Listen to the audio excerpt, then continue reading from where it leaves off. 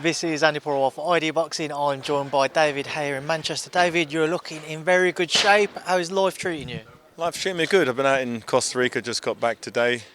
And yeah, I've been going easy on the carbs, showing people what cutting back unnecessary carbs can do for your body. So I've lost 10 kilos in under 10 weeks.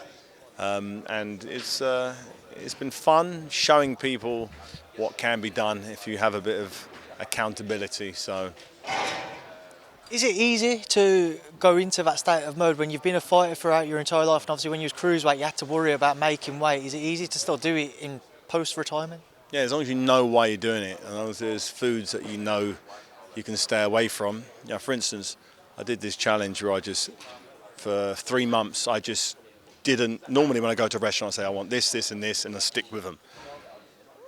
I just said, okay, I'll eat what everyone else is eating. 3 months later, I'd put on 10 kilos of body fat, big fat gut. It was quite funny. I found it funny after a while.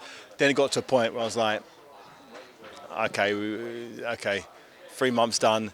Now it's time to eat what I need to eat, what I've always been eating. So I just dropped the carbs right down, good proteins up, good fats up, loads of vitamins, loads of good, organic produce. And my body then starts burning the fat. So I use my fat. I haven't, what time is it now, example? What time is it now? It's 3:30. I haven't had breakfast today. I've had one protein shake with 5 grams of carbs in it. That's it. So I haven't eaten anything solid today. And my energy's fine. I've done bloody 2 hours of interviews.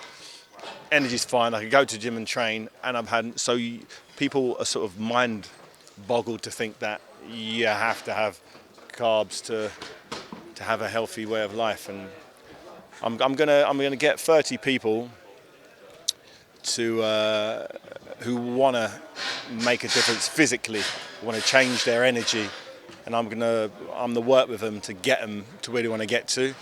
Because I know if someone has someone with them the whole way, day in, day out, sticking with them, I've got a team of people ready to go. I know they will be able to all hit their targets.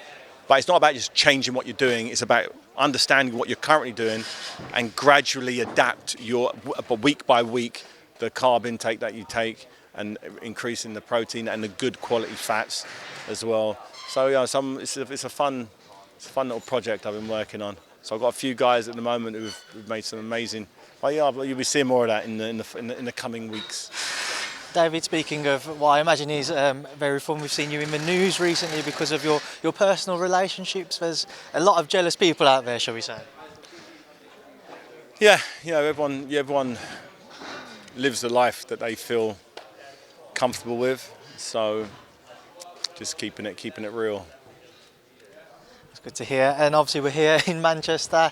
Eubank Jr-Smith. David, what are your thoughts on this fight? I think it's a great fight. I think this fight is a lot closer than a lot of people are giving Smith credit for. He's world-class fighter, strong game, he's shape, he's plenty of notice. He even had the fight extended a few weeks.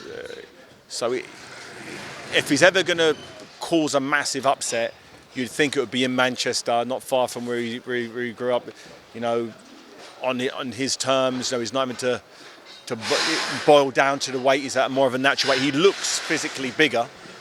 So I think if there's ever a chance that we're going to see the best version of Liam Smith, it's going to be tomorrow night. But I've always said that Chris Eubank Jr. is an exceptional fighter.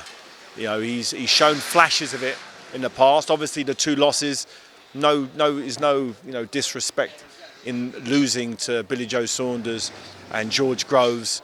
If you watch the last 2-3 rounds of both of those fights, it looks like it was all Chris Eubank. He pushed heavily down the final straight. It was a tactical error opposed to a he wasn't good enough situation. So I'm really looking forward to seeing if Chris Eubank can dig deep and pull out some greatness, because I know it's in there.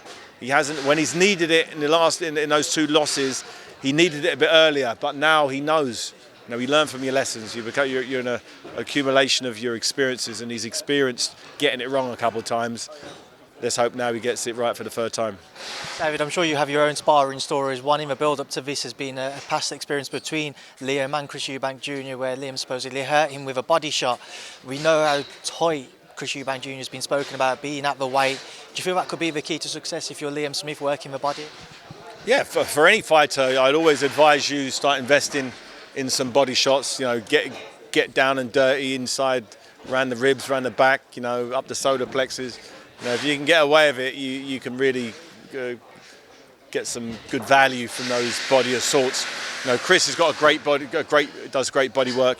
You know, Canelo managed to touch up Smith to the body quite comfortably, so I'm pretty sure Chris will be looking to do the same. Who do you edge towards? Who do you favour tomorrow night? I think Chris Eubank, he seems the more exceptional for fighters. You know, he seems like the one who's he's got that X factor.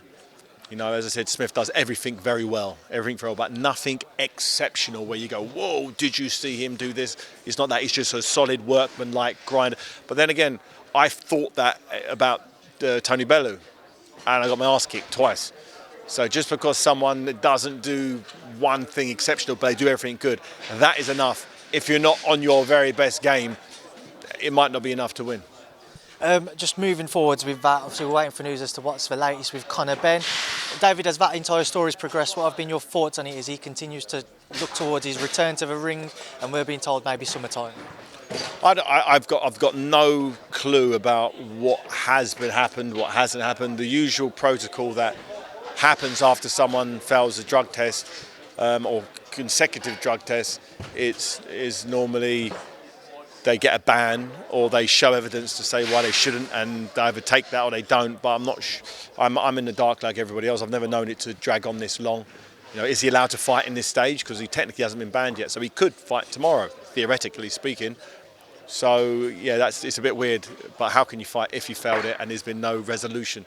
So I'm hoping that there was a misunderstanding and there was some tainted something, and you know, no one's done anything wrong. That in an ideal world, that's the case. Is it here? Is that the case in this case? I don't know. I hope so. I hope so, because if he is cleared, I think that's a great fight for the fans. I think world boxing would really enjoy that. So, you know, with my selfish hat on, I'm hoping he didn't do what a lot of people think he did do, and that's cheat. Just to get your thoughts on the heavyweight division as well, David. Anthony Joshua seems to have teamed up with Derrick James, trainer to Errol Spence Jr. and Jamal Charlo, undisputed champion at 154. What's your thoughts on that move? I think, you know, he does what's best for him. If he feels comfortable there, great. If he feels he can get more out of himself in that environment with these other great fighters, then fantastic. I think it's a good thing where you're not the main event in the gym. Sometimes it's nice to have other fighters where you can learn from. He can definitely learn something from those two great fighters. So I think it's a healthy environment for him to be in. And he can adapt. He's very malleable. He's a great athlete. You know, he's got great reflexes and time. He's got all the ingredients you need to be a great fighter. He just needs to mentally, you know, walk into a fight with that unwavering confidence that what he's going to do physically and technically is going to be enough to win the fight. There's been a lot of talk and reports that his next bout will be a return one against Jermaine Franklin, who people felt had done enough to get his hand raised against Dillian Whyte, even though he never got the decision. If it does prove to be the case and he fights Jermaine Franklin next, a good idea in your opinion?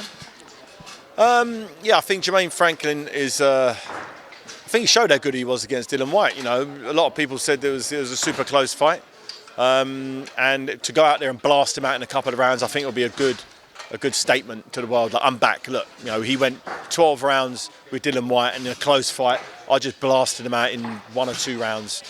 That's what a world champion, future world champion, would do. And final one, David, we're hopeful of seeing that undisputed heavyweight bout between Tyson Fury and Alexander Usyk late March, early April, according to Frank Warren now. Just your breakdown, your thoughts, if it does go ahead. I'm not going to get too excited just yet. You know, I've got excited about fights that have been half announced in the past. But I think you've got 2 exceptional fighters, an exceptional big man, an exceptional little man in terms of heavyweight terms. The big man normally beats the little man in boxing, but you get those exceptions like Holyfield and myself who can topple the giant, and that's what Usyk's going to need to do. Has he got the firepower to keep a big man off? I don't know. He wasn't able to stop Anthony Joshua, who'd been stopped before by Ruiz Jr. So, if his punch power was a little more, I'd edge towards him more. But the fact that he's more of a boxer and in a long-range boxing match against someone who's got longer arms than yourself, it's a tough game to play. So, can that southpaw sort of in-and-out style be enough to offset and to buzz Tyson Fury? I don't think so looking in, but I've got it wrong most times going against Tyson Fury. So maybe by me going for him this time, the little guy will win. David, just a final one on it all. Obviously, Tyson's had a few choice words for you throughout your career since the fight between the pair of you never happened. Still continues to seem to be the case. What are your thoughts when you see Tyson mentioning your name? No, it doesn't faze me, to be honest. It's actually quite flattering. That's fair enough, David, and we'll leave it there now because I know you've got to shoot off. Thank you for speaking to me. Enjoy tomorrow night. No problem. All the best. Enjoy the fight. Thank you, David. Sky Sports box office. Don't miss it.